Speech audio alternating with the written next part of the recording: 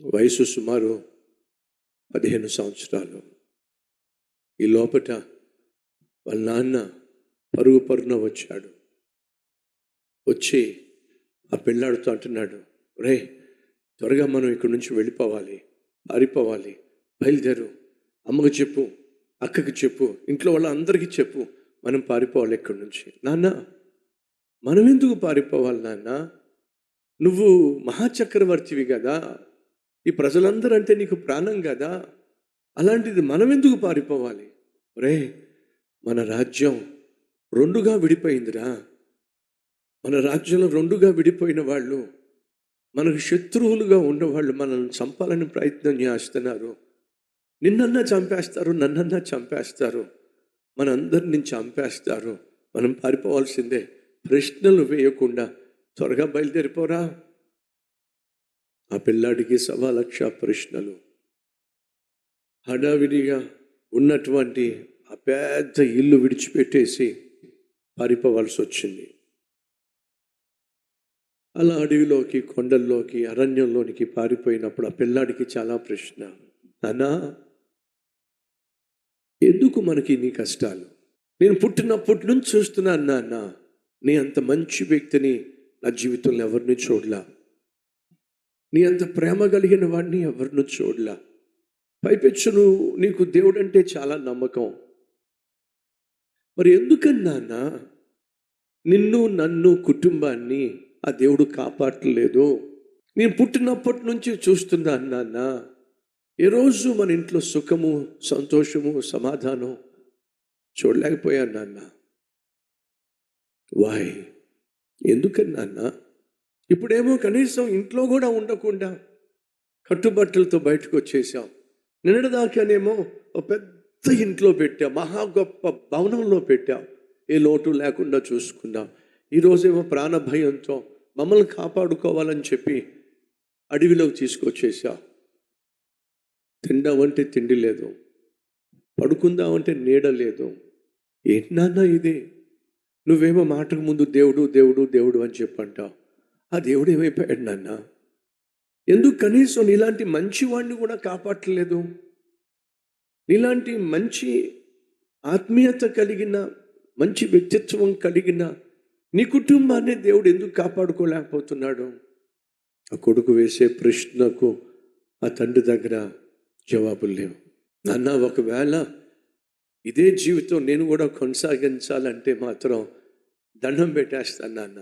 ఏదో ఒక చిన్న ఉద్యోగం చేసుకుంటా, ఏదో ఒక చిన్న వ్యాపారం పెట్టుకుంటా, కూలో నాలో చేసుకుంటాను. కానీ నాన్న, నీలాగా రేపటిదే నాన్న నన్ను పరిపాలించు అంటే మాత్రం నా వల్ల ఏ పని కాదు నాన్న. ఎందుకని? పరిపాలన చేసే నిన్నే నువ్వు సేవించే దేవుడు కాపాడలేనప్పుడు రేపొద్దున నేను మాత్రం పరిపాలన చేస్తే ఆ దేవుడు కాపాడుతాడా నాన్న? కాబట్టి నేను మాత్రం నీ తర్వాత నీ బాధ్యతలు తీసుకోమంటే నా వల్ల కాదు నాన్న. బాబు, ఆ మాట అనొద్దు నాయన. ఈరోజు మనం కష్టాలు గుండా, శ్రమలు గుండా వెళుతున్నామంటే దాని వెనుక చాలా కారణాలు ఉన్నాయి. ఆ కారణాలన్నీ కూడా నేను నీకు వివరించలేను. కానీ మనం సేవిస్తున్న దేవుడు మాత్రం అన్యాయస్తుడు కానే కాదు. ఇది మాత్రం నువ్వు అర్థం చేసుకోవాలి. అన్యాయస్తుడు కాదు అని చెప్పి నువ్వు అంటున్నావు, కానీ నాన్న, మనకు జరుగుతున్నంత అన్యాయమే కదా నాన్న. నన్ను ఎంతో ప్రేమించి, లాలించి, చిన్నప్పటి నుంచి కంటికి రెప్పగా చూసుకుంది అక్కని ఎవడో పాడు చేశాడట. అప్పుడు నా వయసు 4 సంవత్సరాలు. పాడు చేశాడని చెప్పి అమ్మ ఏడుస్తూ ఉంటే నాకు అది అర్థం కూడా కాల. ఇప్పుడు నా వయసు 14-15 సంవత్సరాలు. అర్థమైంది నాన్న, నా అక్కని ఏం చేశారో. ఆ తర్వాత సుమారు వయసు 10 సంవత్సరాలు వచ్చింది, అన్నని చంపేశారంట. ఎందుకు అన్నని చంపేశారో నాకు అర్థం కాల. కానీ ఇప్పుడు నా 14-15 ఇయర్స్ నాకు అర్థమైంది అన్నని ఎవరు చంపేశారో. ఇప్పుడేమో రాజ్యం 2గా ముక్కలు అయిపోయింది. నాన్న, రాజ్యం 2 ముక్కలు అయిపోతే నీకేంటి నాన్న? నిన్ను ఎదిరించగలిగిన వాడు ఎవరైనా ఉన్నారా మన రాజ్యంలో? నీ అంత ధైర్యశాలి ఎవరైనా మన రాజ్యంలో ఉన్నారా? నీ ఎదురుగున్న వచ్చి నిలబడగలిగి కత్తి దుయ్యగలిగిన వాడిలో రాజ్యంలో ఎవరైనా ఉన్నారా? ఊరంతా చెప్పుకుంటారు కదా నాన్న, నీ అంత గొప్ప శక్తి కలిగిన శూరుడు ఎవరూ లేరని చెప్పి నువ్వు పారిపోయి వచ్చేయటం ఏంటి నాన్న? నిలబడాల్సింది నాన్న, ఎదురొచ్చిన వాడిని వేసేయాల్సింది నాన్న, గెలవాల్సింది నాన్న. మా నాన్న ఓడిపోవడానికి వీలు లేదని ఎప్పుడు అనుకునేవాడిని నాన్న. నువ్వేంటి నాన్న పారిపోయి వచ్చేసావు? ఆయన నువ్వు వేసే ప్రతి ప్రశ్నకు నేను జవాబు చెప్పగలను, కానీ చెప్పడానికి నాకు ధైర్యం సరిపోవట్లేదురా. ఒకరోజు వస్తుంది, నీకు అన్నీ తెలుస్తాయి. ఒక వాస్తవం చెప్పాలనుకుంటున్నా. ఏంటి నాన్న, ఈ లోకంలో పరిపాలించబడే ప్రజలు చాలామంది ఉంటారా, కోట్ల మంది ఉంటారు. కానీ ప్రజలను పాలించే భాగ్యము మాత్రము దేవుడు బహు కొద్ది మందికి మాత్రమే ఇస్తాడురా. పరిపాలించబడే ప్రజలు వాళ్ళ గురించే వాళ్ళు ఆలోచించుకుంటారు. చాలా మట్టుకు స్వార్థంతో జీవిస్తారు. కానీ దేవుడు మీ నాన్నను ఎందుకు చక్రవర్తిగా ఎన్నుకున్నాడో తెలుసా? ఎందుకు ఎన్నుకున్నాడు డాడీ? మీ నాన్న తన గురించి ఆలోచించకుండా ప్రజల గురించే ఆలోచిస్తాడు అని దేవుడు నమ్మాడు కాబట్టే మీ నాన్నను చక్రవర్తిని చేశాడురా. నువ్వు నేను మనము ఆలోచించాల్సింది మన కోసం కాదురా, మన మీద ఆధారపడిన ప్రజల కోసం, ప్రజల క్షేమం కోసమే మనం ఆలోచించాలి. కాబట్టి ఏదో ఒకరోజు నేను యాత్ర ముగిసి వెళ్ళిపోతాను, కానీ నువ్వు ఖచ్చితంగా నా తర్వాత ఈ రాజ్యాన్ని నడిపించే బాధ్యతలు నీ చేతుల్లోకి తీసుకోవాలి నాన్న. దానికి నాకు శక్తి సరిపోదు నాన్న. ఏ దేవుడైతే ఈ కష్టాల మధ్య, ఈ బాధల మధ్య, ఈ పోరాటాల మధ్య, ఈ కన్నీటి లోయ మధ్య నన్ను ఇక్కడ దాకా తీసుకొచ్చాడో ఆ దేవుడు నాకు మాటిచ్చాడు. ఏ మాటిచ్చాడు నాన్న?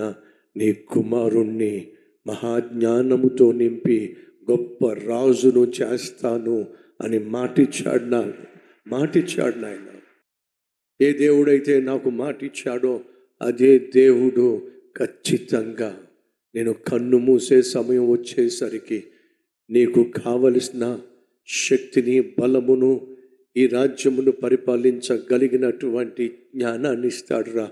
దయచేసి అప్పటి వరకు నా మాట కాదనకుండా, నీ కళ్ళ ఎదుట ఎన్ని కష్టాలు కనిపిస్తున్నా, ఎన్ని పోరాటాలు వస్తున్నా మౌనంగా చూస్తూ ఉండు. చివరికి ఈ రాజ్యము స్థిరపడ్డం నువ్వు చూస్తావు. చిన్న ప్రార్థన చేస్తారా?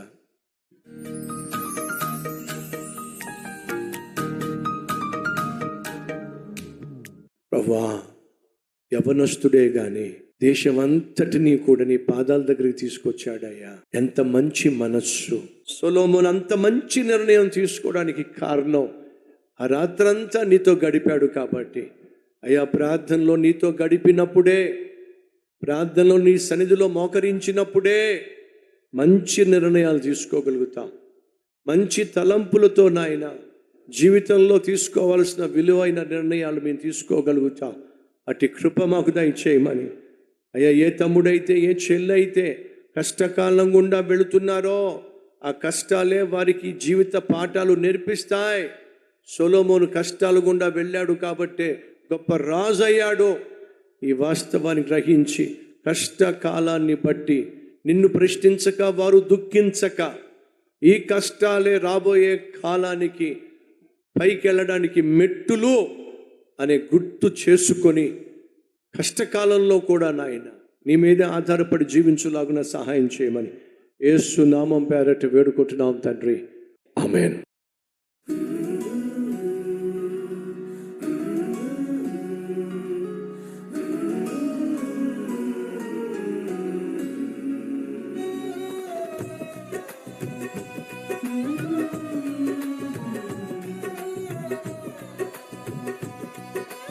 Thank for watching. Please subscribe, like, comment and share.